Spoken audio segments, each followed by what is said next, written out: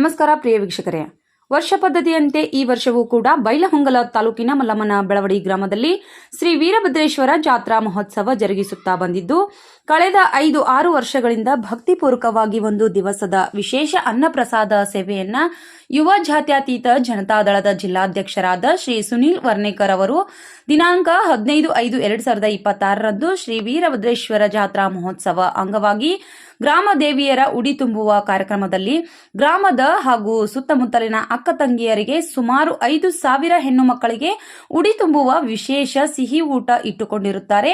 ತಾವೆಲ್ಲರೂ ಆಗಮಿಸಿ ಗ್ರಾಮ ದೇವಿಯ ಹಾಗೂ ಶ್ರೀ ವೀರಭದ್ರೇಶ್ವರ ಕೃಪೆಗೆ ಪಾತ್ರರಾಗಬೇಕೆಂದು ಶ್ರೀಯುತ ಸುನೀಲ್ ವರ್ಣೇಕರ್ ಜೆಡಿಎಸ್ ಜಿಲ್ಲಾಧ್ಯಕ್ಷರು ಹಾಗೂ ಬಂಗಾರದ ವ್ಯಾಪಾರಸ್ಥರು ಮಲ್ಲಮ್ಮನ ಬೆಳವಡಿ ಇವರು ನಮ್ಮ ವಾಹಿನಿಯ ಮುಖಾಂತರ ಹೇಳಿರುತ್ತಾರೆ.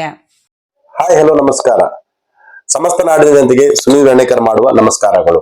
ವಿಷಯವೇನೆಂದರೆ, ಪ್ರತಿ ವರ್ಷದಂತೆ ಈ ವರ್ಷ ಕೂಡ ಒಂದು ಶ್ರೀ ವೀರಭದ್ರೇಶ್ವರ ಜಾತ್ರಾ ಮಹೋತ್ಸವ ಅದ್ದೂರಿಯಾಗಿ ಪ್ರಾರಂಭವಾಗಿದೆ.